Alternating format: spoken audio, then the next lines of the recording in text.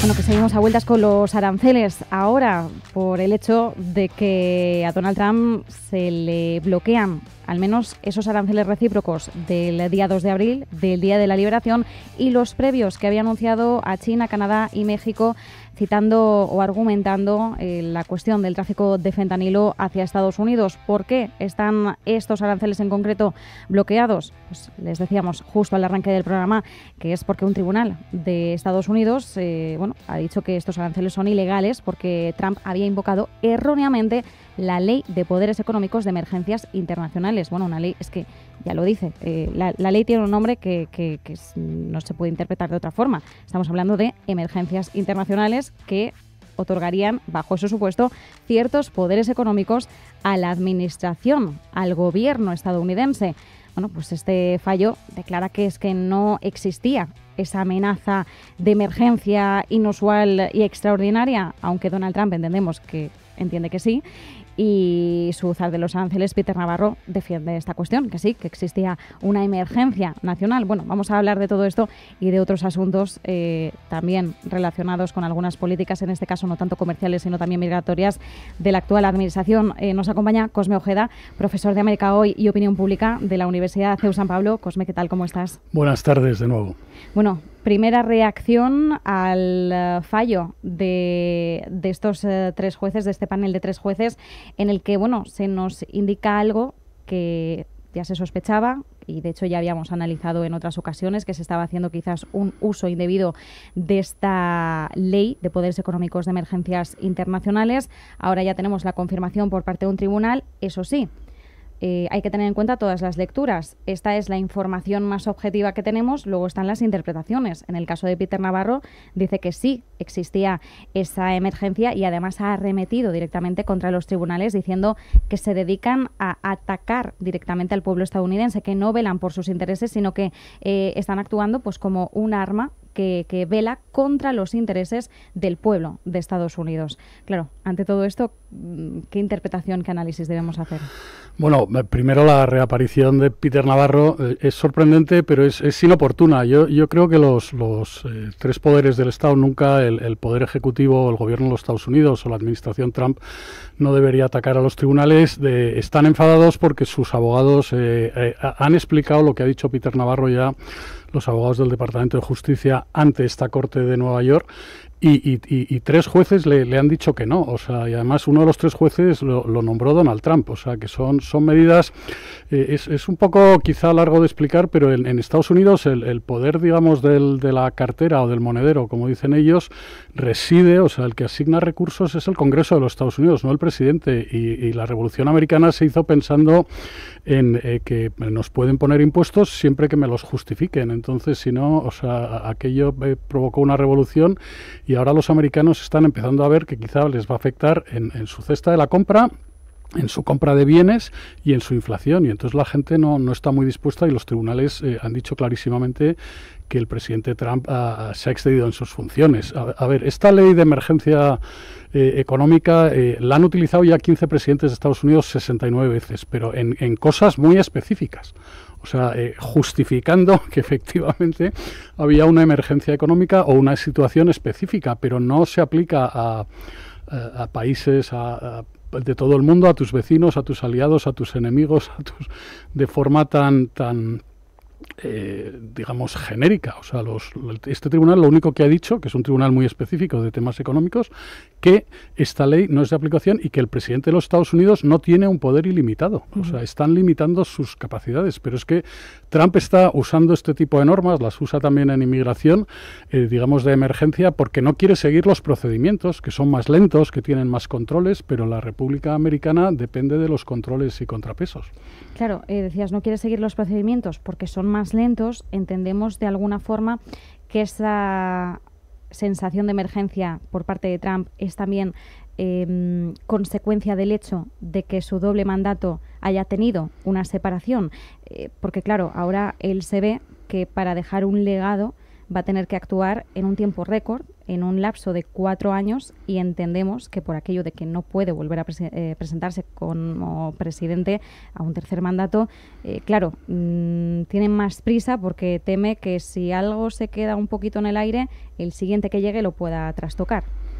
Sí, pero las prisas no son buenas consejeras. A ver, el sistema de comercio internacional es un asunto muy aburrido que ha funcionado muy bien. O sea, estos acuerdos, o sea, si Estados Unidos comercia con casi 200 países del mundo, es por su propio interés, por el interés de sus empresarios, por el interés del gobierno. Entonces, ahora querer corregir todo a manotazos, o sea, hay que... A ver, ha habido muchos presidentes que han intentado corregir situaciones económicas, pero en general es mejor utilizar el bisturí que el hacha. O sea, esta forma de entrar como elefante en cacharrería, bueno, lo han visto los mercados, lo han visto la confianza de los ciudadanos, que en Estados Unidos la gente que había votado a Trump empieza a estar preocupado con sus votantes creían que iba a llevar una buena política económica y empiezan a dudar de ello sus propios votantes. ¿Crees que podríamos comparar esta situación ahora por parte de un grueso del electorado de Trump, aquellos que apostaron por él en esta campaña electoral?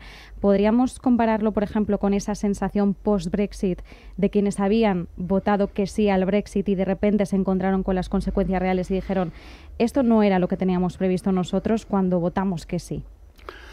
Bueno, yo haría ese análisis, sería un poco hacer futurología. Yo creo que la gente está empezando a dudar. O sea, es verdad que los analistas económicos dicen que hasta principios de septiembre no vamos a empezar a ver las verdaderas consecuencias. Es verdad que ya está afectando a cosas de la economía. Es verdad que con aquel bajón que hubo en las bolsas, es que, claro, hablamos de antes de ayer, hablamos de semanas, hablamos de días, pero son cosas tan descomunales. Pero claro, es que en la caída esta de la bolsa, que casi afectó al 19% de la bolsa, esos son miles de ahorradores, miles de pensionistas. En Estados Unidos la gente, entre las desgravaciones fiscales, los planes de ahorro, la gente que no tiene seguridad social, hay mucha gente que invierte en bolsa, más que en Europa. Entonces esa gente, cuando se va a jubilar, cambia sus ahorros a cosas más inmediatas, etcétera. Entonces toda esa gente, hay millones de personas que se han visto afectadas por estas bajadas de la bolsa. Entonces estás haciendo daño directamente al contribuyente, al votante, al pensionista y claro, la gente ha empezado,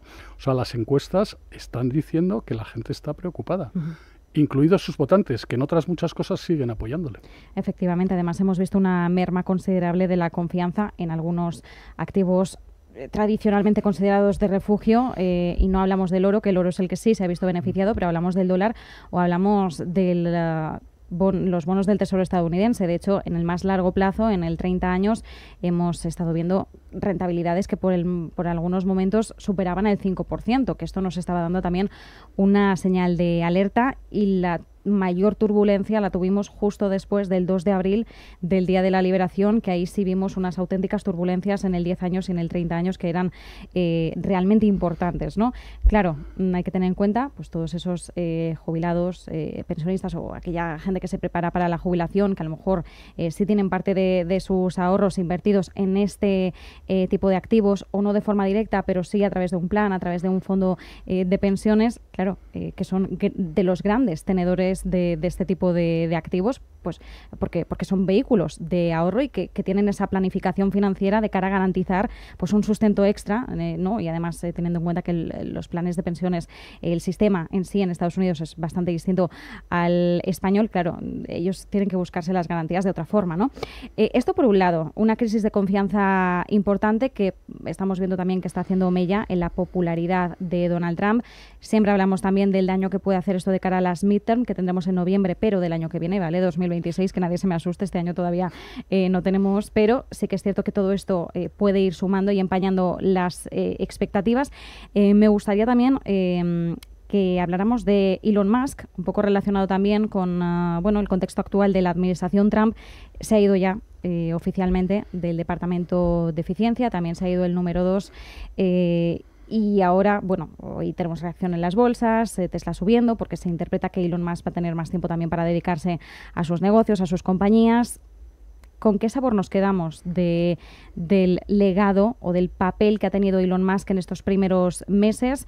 Ya sabíamos que además el tiempo era limitado, pero sí que es cierto que no le ha jugado una buena pasada su incursión política. No ha sentado bien a sus empresas y en general parece que tampoco ha habido consenso dentro de la propia administración Trump sobre la labor o el papel o la forma de actuar de Elon Musk. Bueno, Elon Musk ha dicho en X o en Twitter que estaba desencantado, ha criticado el nuevo proyecto de impuestos y de gasto que ha aprobado el Congreso y que tiene que pasar por el Senado. Es muy difícil que un empresario tan innovador funcione bien con una administración, o sea, los procesos o los pasos de una administración pública o del servicio civil funcionan a un ritmo y las empresas más innovadoras funcionan a un ritmo radicalmente distinto. Entonces, compaginar esas dos cosas es difícil. Elon Musk fue nombrado... es un empleado federal especial, que esos son cargos que, por cierto, solo duran 130 días. En Estados Unidos todo está muy bien controlado y muy bien organizado. Entonces se le acababa el plazo. Pero es verdad que él prometió, bueno, reducir prácticamente, o sea, 2 billones de los 6 billones del presupuesto federal. Ayer decían, o él ha hecho una especie de lista de la compra como las de Peter Navarro, de decir que ha ahorrado 175.000 millones de esos 2 billones. Es una cifra mucho más baja, pero es que además están discutiendo que dicen que es una cifra muy, muy, muy inflada. A ver, otra vez, o sea, Trump empezó con una buena idea que es reducir o mejorar o gastar mejor, que es una cosa que, por cierto, han hecho o han intentado hacer muchos presidentes americanos. O sea, Nixon tuvo una comisión igual, que en vez de llamarse bueno, primero que no es un departamento, pero bueno, Nixon creó una comisión que se llamaba la Comisión Ash, que tampoco consiguió mucho. Reagan también intentó, o sea, dentro de los presidentes republicanos, tuvo una que se llamaba Grace. Sorprendentemente, en las últimas décadas, la comisión que ha intentado ahorrar o mejorar o organizar mejor la administración pública fue Clinton con Al Gore, que no es un santo de mi devoción, pero en números, o sea, él también quiso ahorrar 400.000 millones y se quedó en 90.000. Pero sí que fue un proceso más, decía yo antes, del tema del bisturí y el hacha. O sea, cuando entramos a recortar en la administración, o sea, Trump quiere recortar la administración, pero necesita más policías de fronteras o de ICE, necesita más controladores aéreos porque tiene problemas en los aeropuertos, incluido el de Newark. Entonces, por un sitio quieren cortar, pero por otro necesitan gente. En otro sitio no saben lo que utilizan o no gastan. Han decidido cerrar, que a mí me parece una barbaridad, lo del USAID, que es el tema de desarrollo, que Estados Unidos era un modelo para el resto del mundo y que era una forma de, o sea, Estados Unidos, que nadie lo recuerda, por ejemplo, evitó el tema del ébola, que se gastó 3.000 millones de dólares con el ejército de los Estados Unidos en África. Controlaron ese brote, que es un brote hemorrágico, que todos hemos visto esas películas espantosas de que la gente empieza a echar sangre por todos lados, que quizá las películas son exageradas, pero cortaron ese problema. Entonces, esos dineros, esas cosas que Estados Unidos se gastaba por el mundo, que era un 1% de su presupuesto, han decidido cortarlo. Yo creo que es un error y algunas de las cosas que proponía Trump y Elon Musk eran acertadas, pero hay que hacerlas conociendo las instituciones, viendo cómo recorta, o sea, no con el hacha o cerrando cosas y apagando páginas web. O sea, me parece que o sea, al final no ha conseguido tanto como quería. Y porque desconocía qué es la administración. A veces para arreglar la administración, o sea, aquí en Hacienda tenemos problemas y yo hablaría con los inspectores, no cerraría Hacienda. Entonces, no sé, es un poco lo que deberíamos intentar o deberían haber intentado hacer. Quizás es una crítica que se le hace mucho a Trump, quizás una de las más neutrales, que es quizás está encauzándose hacia los objetivos correctos, pero de la forma errónea. Falla la forma, no el objetivo. Bueno, él, o sea, siempre dice en los periódicos americanos, repite una frase, esto de que se hace la pregunta correcta, pero siempre tiene la respuesta inadecuada. Entonces, o sea, a ver, es muy fácil, o sea, todos, lo de quejarnos de los problemas es un tema, o sea, ¿sabes, no? Qué mal está la Dana, qué mal, sea aquí, allí o en Somalia. Ver los problemas es fácil, lo difícil es encontrar soluciones. Entonces, la administración Trump, o sea, con la gente desencantada, o sea, es verdad que Estados Unidos era una sociedad que no ha tenido inflación desde la época de Reagan y Carter, entonces la gente iba al supermercado y veía que los precios subían, como lo vemos aquí, como lo hemos visto en Europa, y en cambio no veían que había bajado el paro o que habían subido los salarios.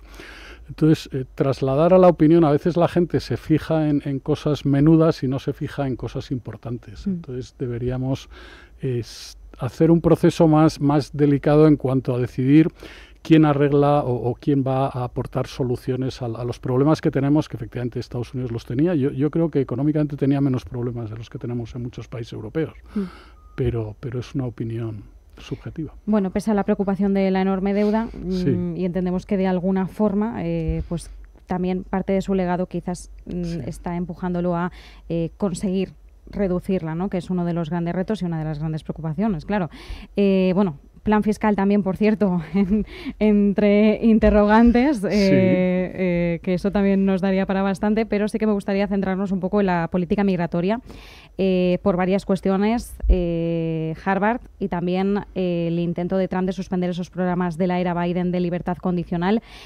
Comenzando por Harvard, escuchábamos también al inicio unas declaraciones de David Fernández de Miguel desde la Universidad Carlos III, que él hablaba de esa batalla cultural, ¿no? que también ha cogido Donald Trump por bandera, cómo se ha dirigido y ha entendido también bien, ha canalizado bien las sensaciones de su electorado, votantes quizás más del interior de Estados Unidos, que consideran que Harvard es la cuna de las élites, unas élites que quizás les están mirando por encima del hombro, y cómo Trump ha sabido canalizar eso y llevarlo hacia una batalla cultural, además de considerar que Harvard es de una ideología woke, que es lo que propaga, por tanto Harvard alineado más con su oposición, con los demócratas, un Harvard que además ha denunciado un genocidio en Gaza por parte también de muchos de la institución en sí, pero también de los que son sus representantes, muchos profesores, ¿no? Y también estudiantes. Claro, esto va totalmente en contra de los planes de Trump respecto a la Franja de Gaza, de su alianza con Israel, de los intereses que él tiene en Oriente Próximo.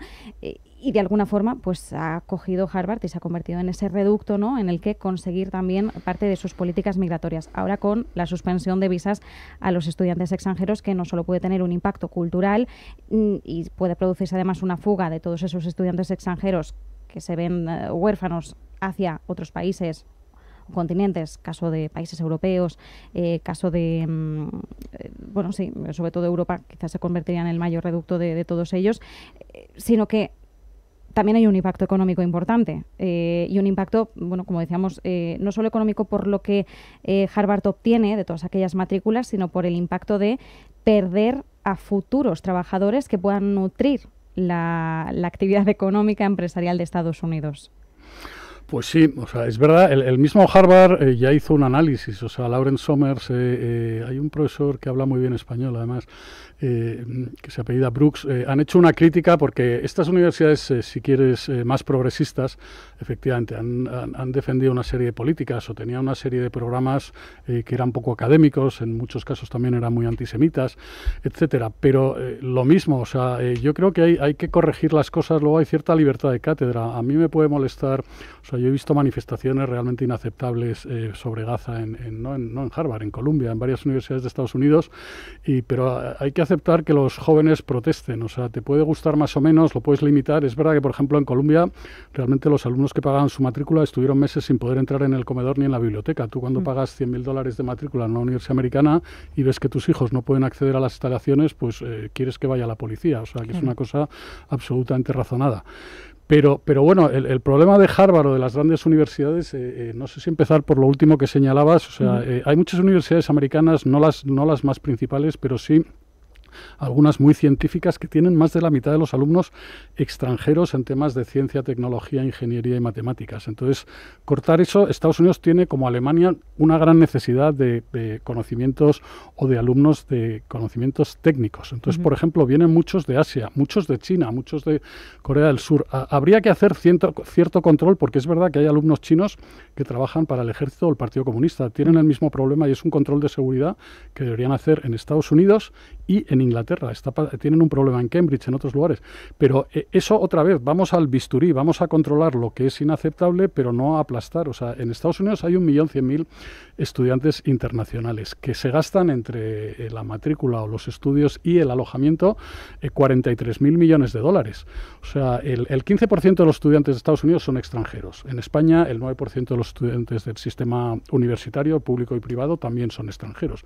En este mundo globalizado, por ejemplo, Madrid se se ha convertido en un centro de excelencia en el que muchos latinos que antes iban a Estados Unidos vienen a España, tienen buen patrimonio, aquí hay buenas universidades y están viniendo. O sea que yo desde luego les doy la bienvenida. Entonces, si Trump no los quiere, se irán. Pero es que América necesita ingenieros, necesita gente técnica, necesita gente brillante. O sea, Estados Unidos, desde la Segunda Guerra Mundial, ha acogido en sus universidades, en sus instituciones, a miles de científicos. O sea, después de la Segunda Guerra Mundial fueron a Estados Unidos gente que ha sido pionera en muchas innovaciones, en muchas patentes, en muchas... O sea, cercenar eso es una barbaridad. Entonces, que hay políticas inaceptables, que hay algunas universidades que gastaban dinero que no debían, que se puede controlar un poco el gasto federal, sí. Ahora, que cercenar eso...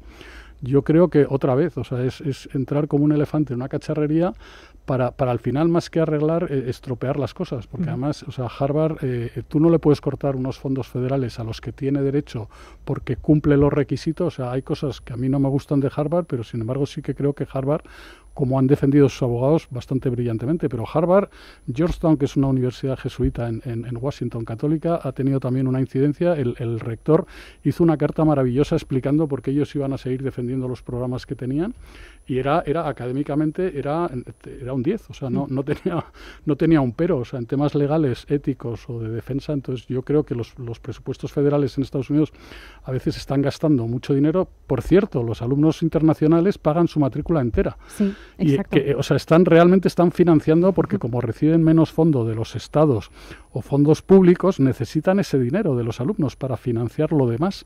Entonces es que perjudica a Estados Unidos. Yo, de todas maneras, repito, doy la bienvenida a cualquier alumno internacional que quiera venir a Madrid. Que, por cierto, además por aportar también algo más de información, en Estados Unidos hay bastantes CEOs de compañías tecnológicas que todos conocemos, que son de origen indio y que han estudiado en alguna universidad estadounidense.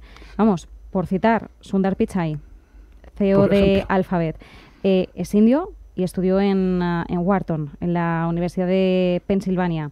Tenemos a Satya Nadella, CEO de Microsoft, indio, estudió en el MIT de tecnología. Y podría seguir porque tenemos a Arvind Krishna de IBM, tenemos a Shantanu Narayen de Adobe. Sergey Brin de Google, uno de los cofundadores. Efectivamente. El fundador de Apple era medio sirio. Sí. O sea, si es que... Bueno, y Elon Musk no es estadounidense. Es sudafricano. La mujer de Donald Trump tampoco lo es. Bueno, ninguna lo ha sido. Entonces, quizás deberíamos también mirar estas cosas con otro prisma. Por último, sí que quería rescatar el tema de la libertad condicional de la era Biden. Sí que me gustaría primero hacer un breve resumen de en qué consistían estos programas humanitarios, a quién beneficiaban sobre todo. Y bueno, ahora mismo sí que es verdad que un juez ha impedido que Trump los suspenda, pero ¿en qué momento nos encontramos, no? Bueno, es un poco lo mismo, son procedimientos. A ver, Trump directamente suspendió las solicitudes de trabajo y las fundamentalmente solicitudes de trabajo y digamos de alargamiento de la gente que tiene un permiso para estar en Estados Unidos con esta libertad condicionada.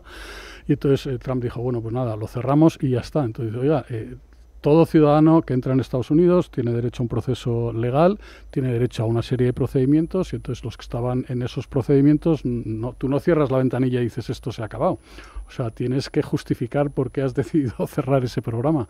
Entonces el juez lo único que ha dicho es, oiga, esta gente que está en estos procesos tiene derecho a que primero que se complete su proceso, no a que no le contesten, y luego que el resto de la gente pueda seguir aplicando para que se le acepte o se le deniegue ese procedimiento, pero tiene derecho a ese procedimiento, que además afectaba mucho a gente de América Latina. O sea, tenemos que recordar lo que está pasando en Venezuela. O sea, cuando el presidente Biden decidió, es que de Venezuela han salido 8 millones de personas que están inundando muchos países latinoamericanos. O sea, es un problema social, o sea, creemos que es solo Colombia, es Colombia, Brasil, Chile, etcétera, etcétera. Y entonces, esos gobiernos al principio, cuando Maduro trampeó con las elecciones, al principio, incluido Lula, incluido Petro, querían una solución a lo Biden, entre otras cosas porque querían que ese flujo masivo de migrantes volviese a su país. Y entonces en Estados Unidos hay gente que se ha refugiado, igual que aquí en España, por otra parte, y entonces esa gente que está en unas condiciones dramáticas tienen derecho a una cierta protección, lo mismo que otros ciudadanos de otros países de América Latina, lo mismo que esta ley afectaba a gente de América Latina, Ucrania, pero también Afganistán, por ejemplo. O sea, hay gente que ha dado su vida de intérpretes de tal durante la guerra más larga que ha habido Estados Unidos, que ayudaron a los americanos y que si vuelven a su país están desamparados. serán ejecutados. Entonces no claro, puedes decir, no, se acabó. Unidos, o sea, Estados Unidos tiene una obligación con esas personas que le estuvieron ayudando durante años. Me da igual. Y lo mismo con el caso de Ucrania, que es un caso dramático de migración que sufren países europeos como Polonia, pero que aquí en España también tenemos miles de personas viviendo. Entonces, esto de negar esos permisos a esa gente en esas condiciones, yo creo que habría que mantener esos programas, no eliminarlos. Pues nos quedamos con ese análisis. Como decimos, la actualidad que tenemos en estos momentos en torno a medidas, procesos abiertos por parte de la administración Trump. Empezábamos por el tema arancelario, por la cuestión comercial, acabamos con la migratoria. Y nos queda mucho, porque todavía no tenemos 4 años enteros, pero vamos restando poco a poco. Cosme Ojeda, profesor de América Hoy y Opinión Pública de la Universidad CEU San Pablo, muchísimas gracias. Gracias a vosotros.